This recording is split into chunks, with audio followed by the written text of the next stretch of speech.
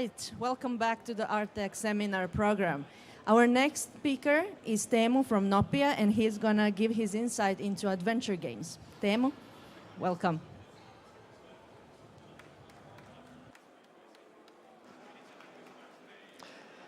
Thank you. Hello, everybody. I'm excited to be here. Hopefully, you're also excited to hear about what I have to say. I have a lot of things on the screen, so I'm going to keep the tempo a little bit hectic, but just hold on there. It's going to be fairly clear. So, let's start. So, what I'm going to talk about exactly. The title was Reviving the Adventure Game Genre for the Modern YouTube at Twitch.tv Audience. So what does that mean? Well, you could say classic adventure game genre brought back to life in a sitcom/community improv format. So taking the mechanics that work for Twitch and YouTube audiences and mix them with such an old game genre as classic adventure games.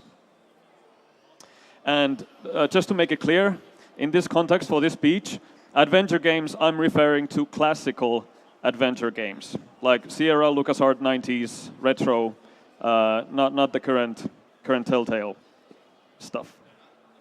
So the visuals, who doesn't know those titles before, was something like this in the 90s. The resolution was 320 pixels by 200 pixels. You usually had a screen, and for example, in the LucasArts versions, you had some simple commands and an inventory open all the time. And the dialogue was going on the screen with the other characters. Thus the click and point explanation. And case in point, our first title, what I'm going to showcase here, is called Alvin from Earth. And I was from a company called Nopia. We started the studio in 2010 in my garage. Now we're 6 enthusiastic artists and programmers. We have also freelancers in Spain, London, India. And just now, this year, Mika Reini, previously from Remedy, he was the CFO there. He joined our team, he hopped on the board. Previously, what we've done one game before called Rescue Busters. It was a project for a client called Siravice. That came out in 2017, educational game. We are based in Pori, Finland. It's a small town a little bit up north from here. But aside from games, we actually made the money from animation, VFX, and 3D. So we've worked on teaser trailers, for example, commercials, corporate films, but I think these ones that you will actually recognize. For Wolfenstein II trailer, we actually rigged and fully animated the Panzerhund. That was really, really cool. For the latest PlayStation 4 commercial, we animated some people flying for the same company, Blacksmith in New York, as well as Halo 5. And Sony PlayStation was one of our clients through subcontracting. We actually animated this game teaser for Gamescom for Escape Plan. But so we have this strong history in high quality, high-end graphics. But now we're actually concentrating on pixels, going down resing a bit.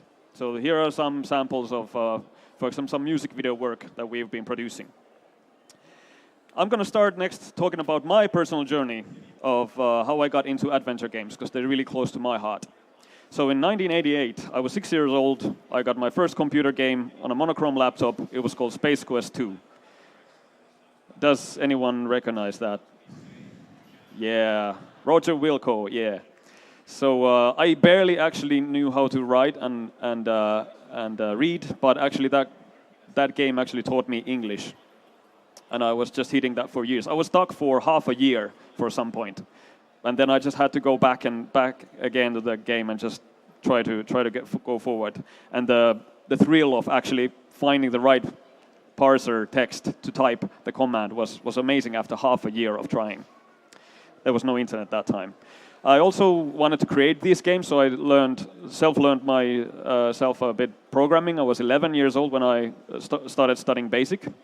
And through there, the first basic games that you actually write in BASIC at that time with our friends was this kind of like input command games, such as like you're in a room, what should you do next? 1, 2, 3. And that's actually called interactive fiction. That was created already early on from the computer games community. And interactive fiction means something like this, that there's a descriptive text and you can input commands to the parser.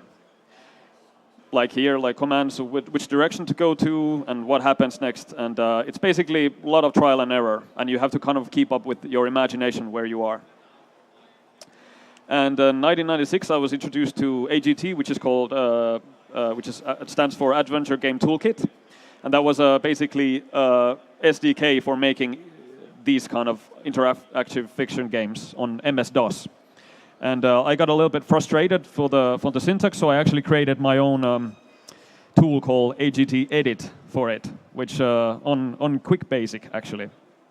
And I was 16 at the time, and I was searching for online yesterday, and yes, you can actually find it online somewhere. I don't know, is anyone ever used it, but there it is, with the EF archive community.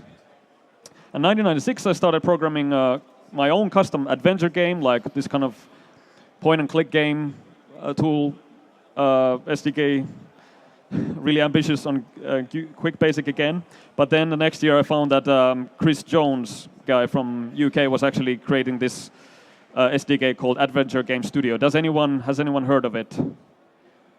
Nice. It was quite rare in the beginnings at the time. It was like an MS-DOS version. This screenshot is actually from a Windows version. And it really like helped this kind of indie community to create games. There's actually been like professional games created with it in the past 10 years. I also did help Chris Jones create some graphics for his SDK in the beginning, this kind of a Sierra style graphics in the top window bar. And actually to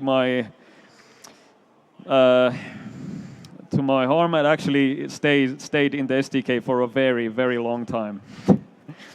I was like 15 when I did that. So I do have long love of adventure games, also creating than just playing. So what's the really big deal about it? Like, aren't they dead? Like the classical adventure games, why yap about it anymore?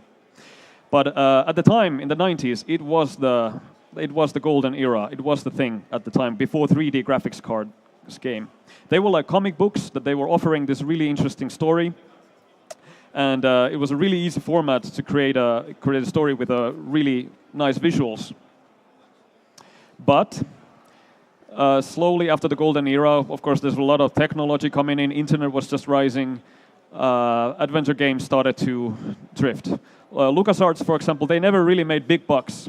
Sierra and the piracy was a big thing at the time. Like nobody, for example, bought Leisure Suit Larry in Russia, but everyone had it on their discs. So, but not just blaming the outside facts. There were actually some key problematic elements in classic adventure games at the time.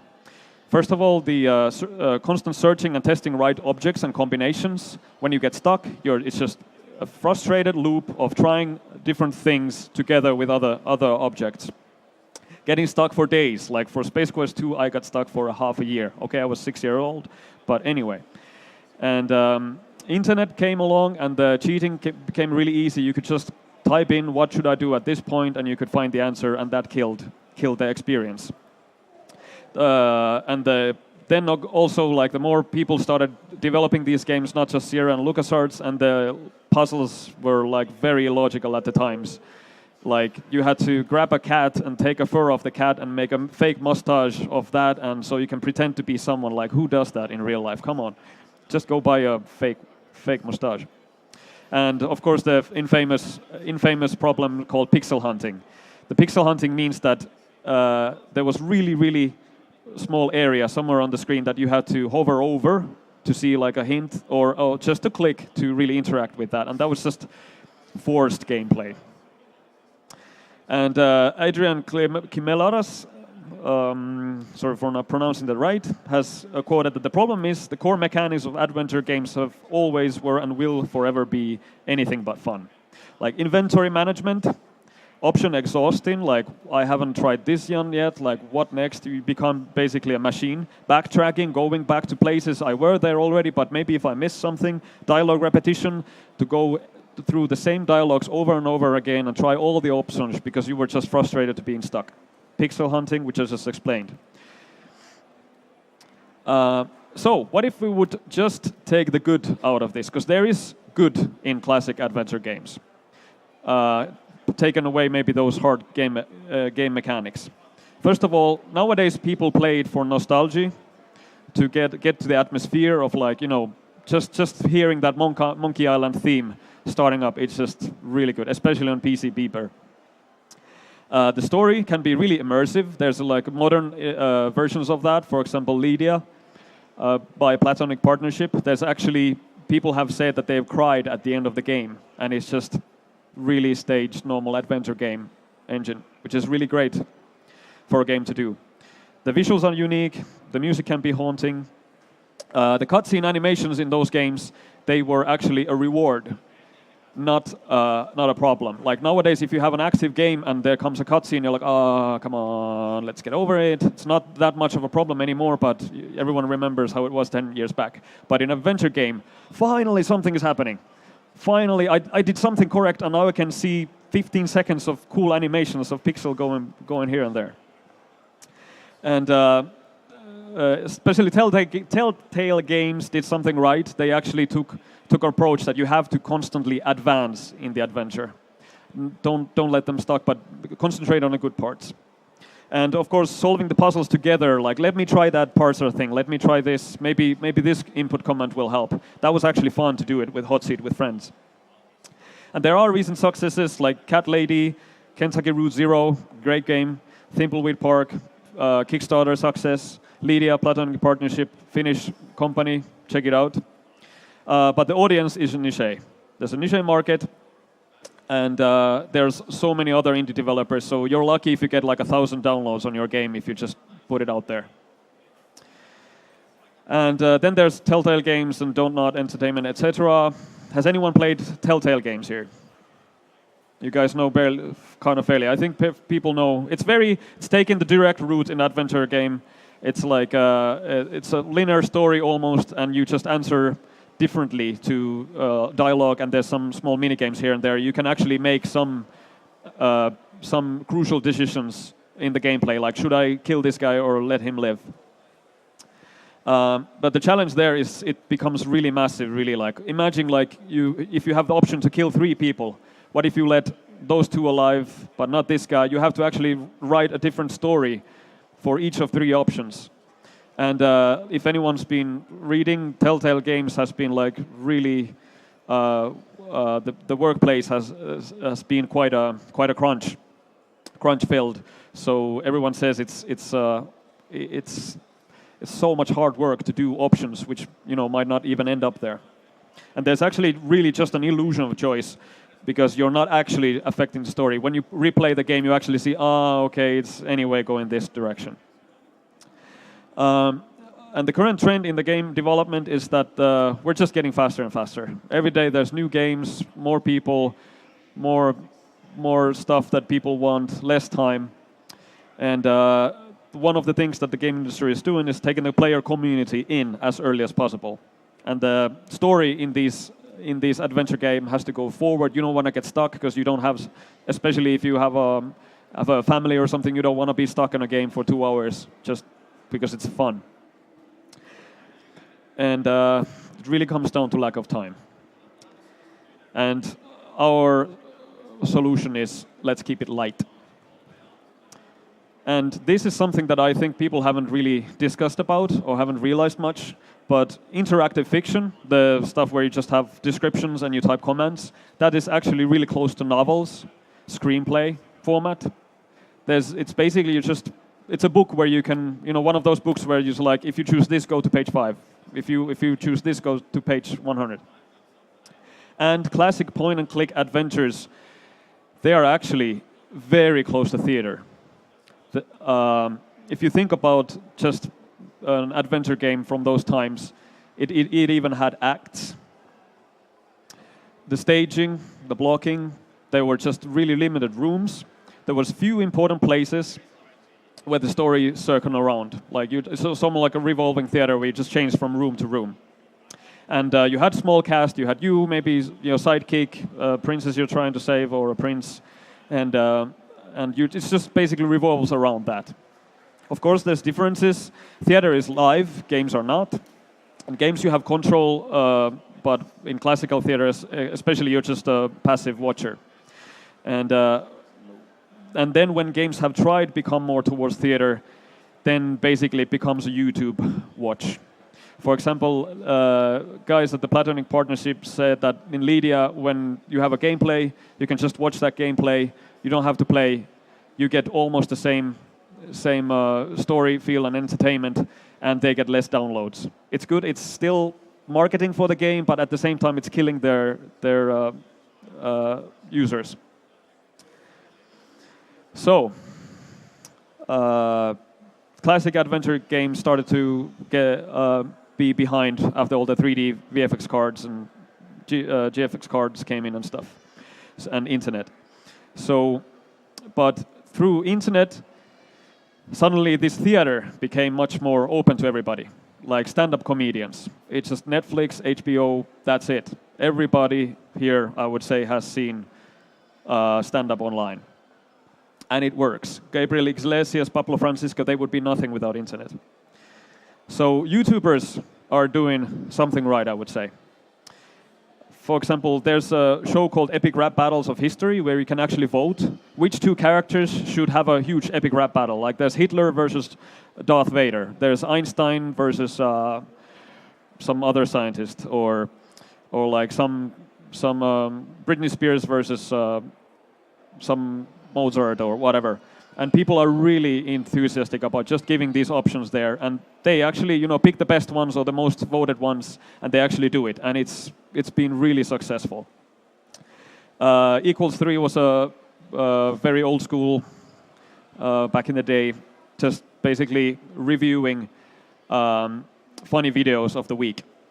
Came twice a week or something, and was published, and it became much more and more taking the community involved with the content. Like you could actually write something funny in the comments of the episode, and they would actually put it on the next episode. And you were really happy if you get there. It was really like a competition of people just filling the YouTube with comments. There's Twitch gamers. They do that similar thing, take the community. And Twitch plays Pokemon. Has anyone heard of Twitch plays Pokemon? Okay. Let's not go there then. So we're really drawing closer to improv theater, actually. So if adventure games are close to theater and online is close to improv, maybe there's something we can combine here. So we are actually creating at Nopia something very interesting. It's like a social art experiment, and we don't know what it's called yet, but I'd like to make a vote now. Should we call it, which one sounds the coolest? Is it online multiplayer drama? Hands up. Nobody? Oh, was there one? Yeah, no. Episodic online adventure? Yeah, there's 2, 3, 1, 2, 3, 4, 5, something like that. And retro game story voting Mish Mash? 1, 2. Okay, so we got B, episodic online adventure. Yes, you guys made it happen, right? See? The game industry now for indie developers, although, is very tough. If someone doesn't know that, please know it by now.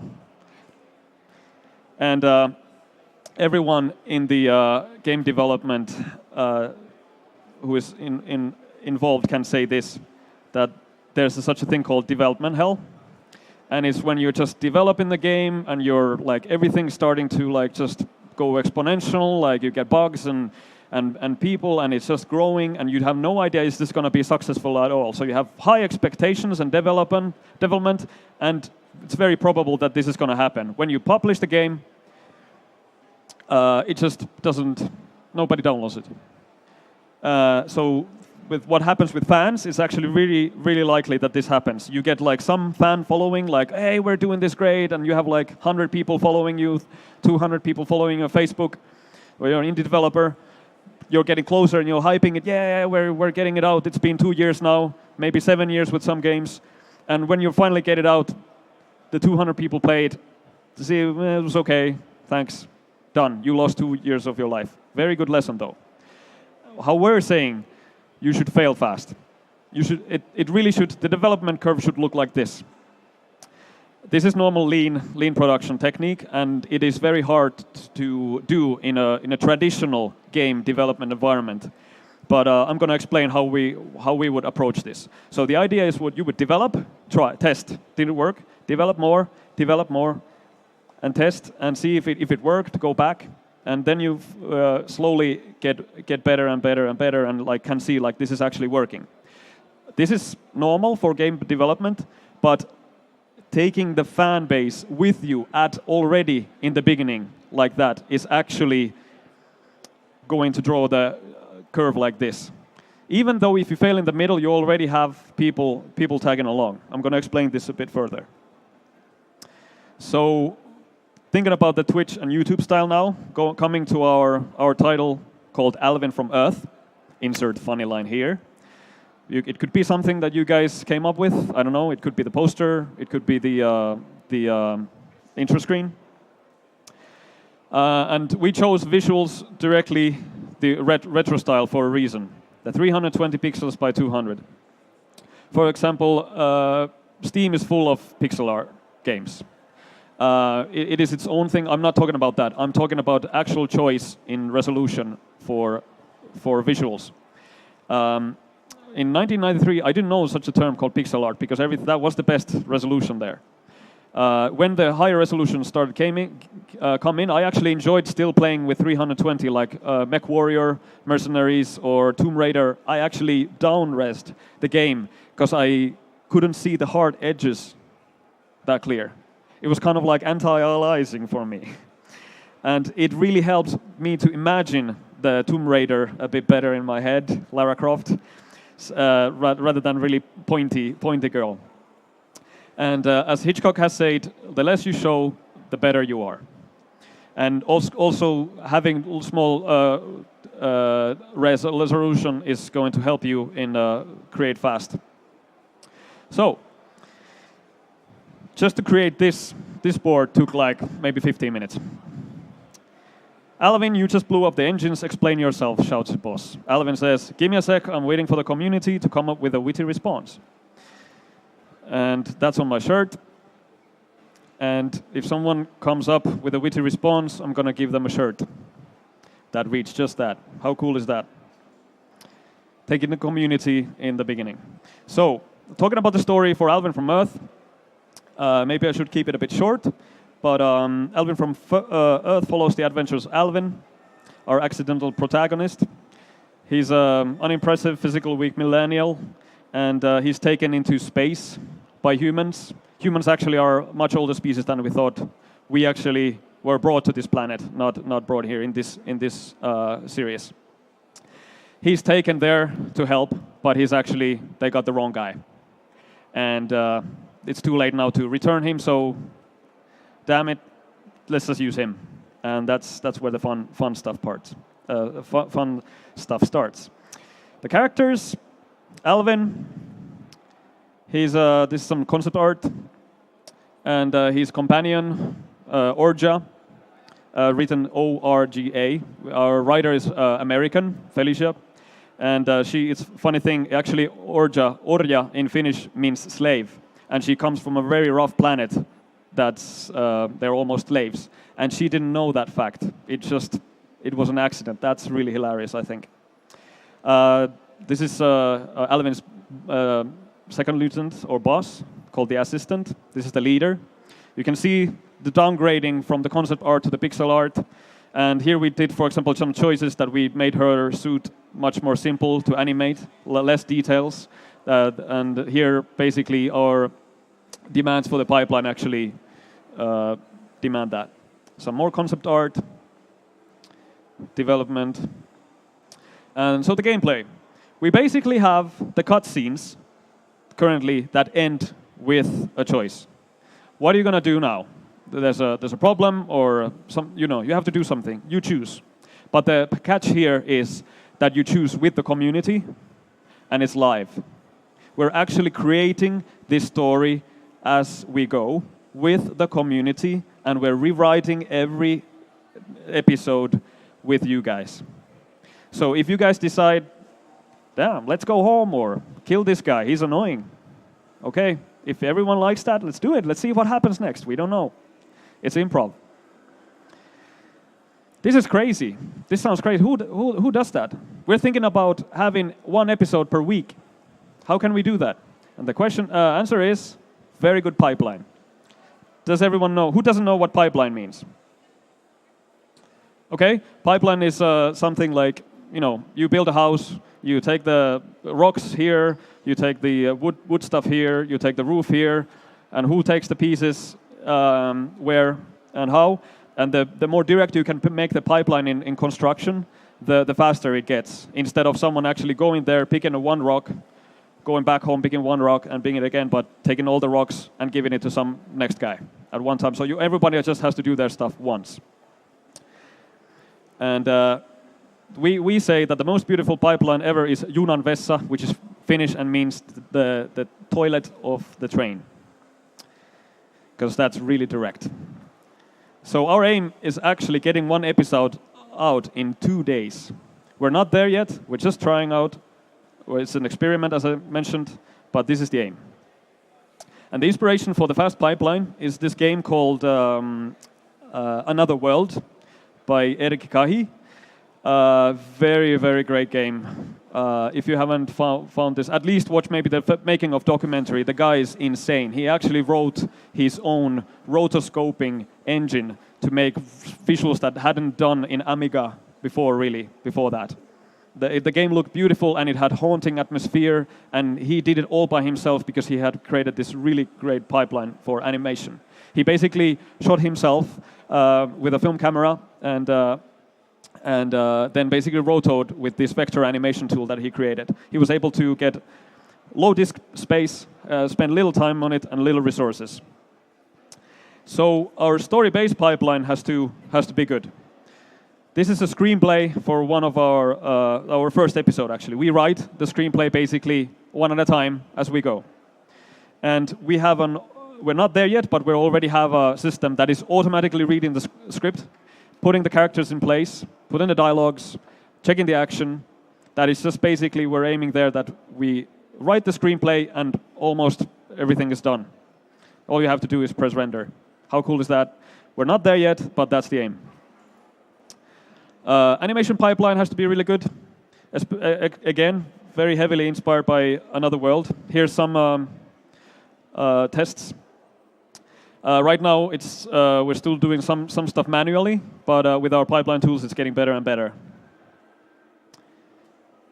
Input pipeline. This is the pipeline that when people actually input to the episode. Right now, we're just doing it online. We don't have an app yet. We're using typeform.com, which is kind of Google survey, but much in a better format. We just want to fail fast, see if it works. It's a still social art experiment. We're testing out different input and options. And later on, we want to create first a mobile app and then maybe Steam online, anything. So currently it looks like this. You have an episode. At the end, we asked the community to make your choice. What should she do? Try to fix the ship, do an emergency landing, or other, you can actually type something else. Like, I don't know, jump out the window. And there's, for example, section like this, like, okay, if the subject wakes up, what should she say? For example, one actual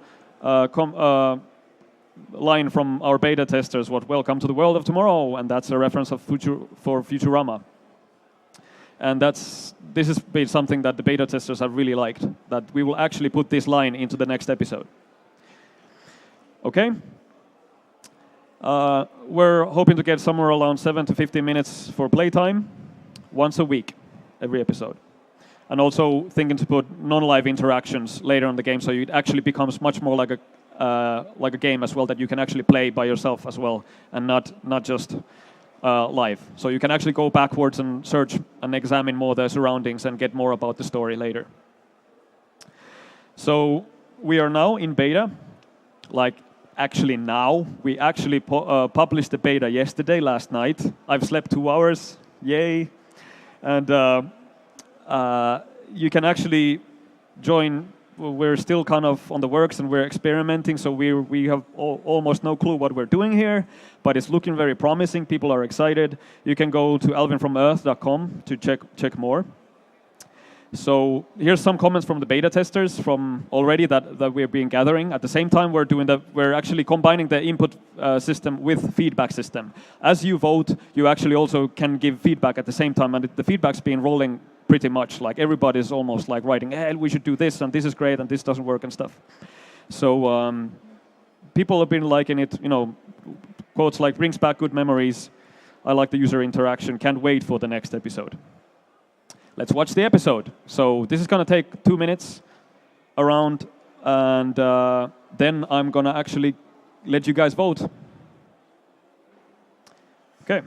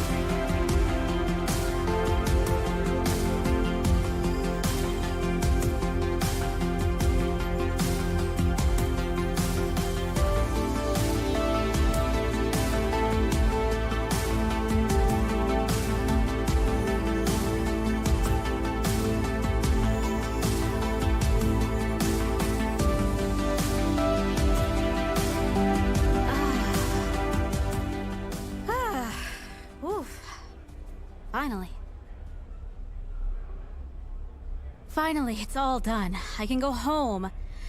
Now I can start my vacation and ditch this sweatbox along with Mr. Johnson. Oh, god damn it! Maybe if I just shave him. Space shaver. A real life shaver for a delivery gone bad. Oh, hi, sir. Did you finish your mission on 8? Yes? Could you please get out of the way? All right. Everything seems in order. Wait, who is that? It's our guy, right here. That's him, all right. Look at him, right there, looking exactly how he always looks. With that look that says, yup, that's me. That is clearly not our subject. Look at him. He looks average. How in the name of creation did you manage to mess this up? I tried, okay?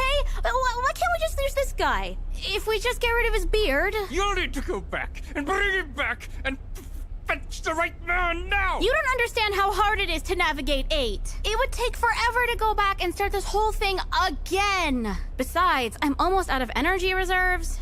Your father was the best delivery person the council ever had. Never made mistakes, nor complained. Okay, listen here, Mr. Exposition. I've been hit! Dude, that is something freak out!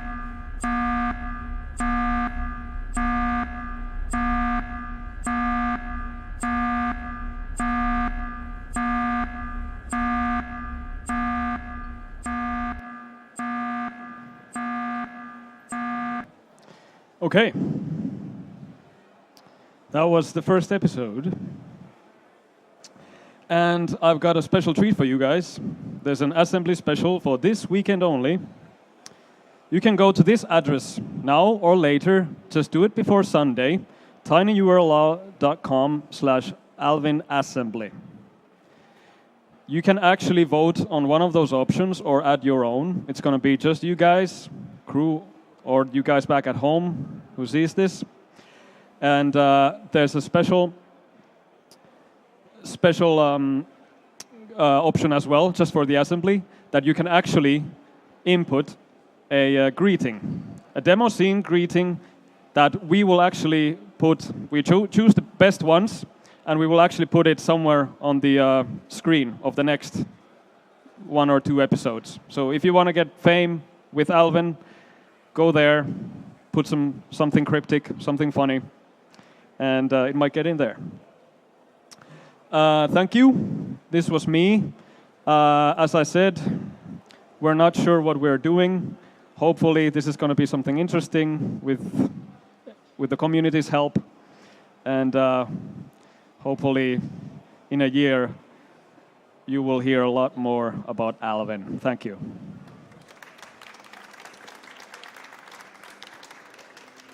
So we do have time for questions. And I know we're in Finland right now, so I help you guys out a bit. I actually made some options for questions if you want to ask. So A, what slideshow tool am I using? Or B, I want to throw piles of money at your general direction. Which payment method do you support? Or other, like choose yourself. Yep. Hold it close to the...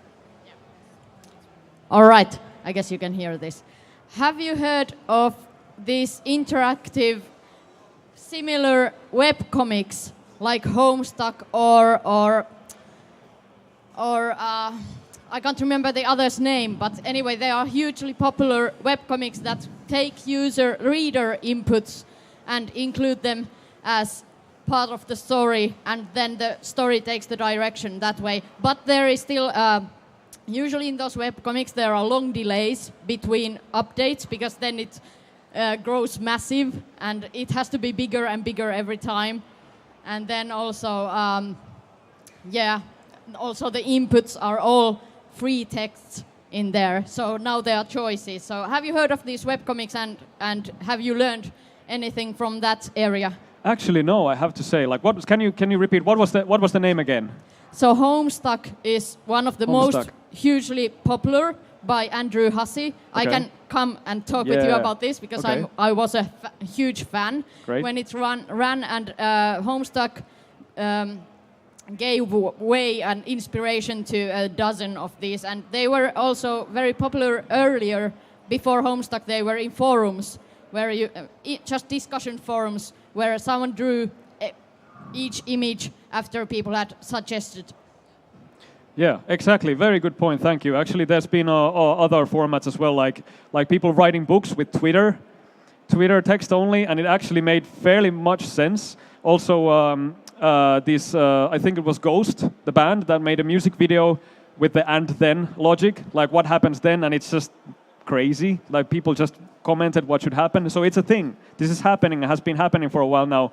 But hopefully with AI and all that kind of stuff, we can actually make this something weird in this genre. Anyone else? Okay. Oh yeah, there was, yeah.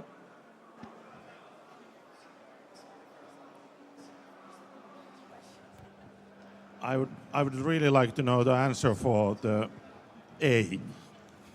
The A. Oh yeah. It's Dropbox Paper. It's quite new, and they're still developing it, but it's the bomb. Like I will never use PowerPoint again, ever. You just basically type as you go. I was still doing this presentation 5 minutes before I was on stage, so Dropbox Paper, do it. Leave everything else behind. Any more questions or comments? I have one. Yeah. How about the content review from the players? Meaning, because there can be a lot of, let's just put it, politically incorrect written content out there, so about the censorship and so on. So is there how are you going to deal with that, especially if it's going to be this sort of like online game? Same way as YouTube, I guess. You just have to live with people. Of course, if we're creating something for younger audience, it's, there's mechanics, there's downvotes, whatever. We would actually have to, bring the community to do a lot of work with us in that sense. But it's something we've been thinking about a lot. But it's of course in the beginning, we're just testing out with a small amount of people. But when it, if we have tens of thousands of people on one series, it has to be like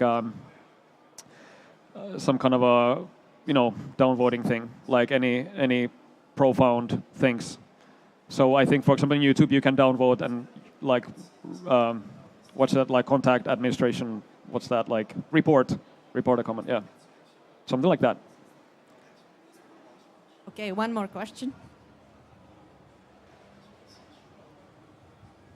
So about the weekly or whatever the timetable schedule will be, you have to, I guess, get your all workforce getting into that weekly schedule as well. So if you are going to animate stuff, you're going to write new stuff, and then also voice act it, then everything the time has to be planned really well. So have you thought about the risks and possibilities in that?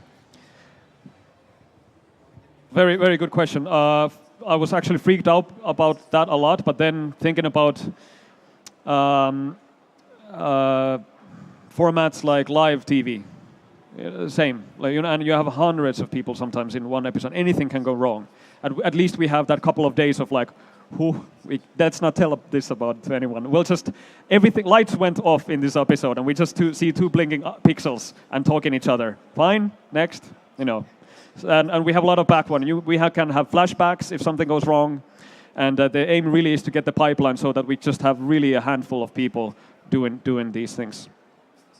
And also I wanted to say, if there's game developers here or who's interested in writing on anything, we're actually looking forward, if this thing starts to go, to cooperate with everyone else. So if you want to actually do something with us, like you have a idea for your own series or something, please let us know. You can contact us from alvin@earth.com or nopia.fi. Any more questions? No? Thank you very much, Teemu. Thank you, guys. Thanks.